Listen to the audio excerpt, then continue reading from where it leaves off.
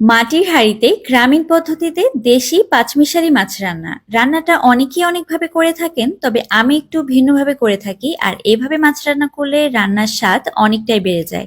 এই জন্য শুরুতেই আমি এখানে পাঁচমিশালি মাছ, পেঁয়াজ কুচি নিয়ে নিলাম বেশ খানিকটা।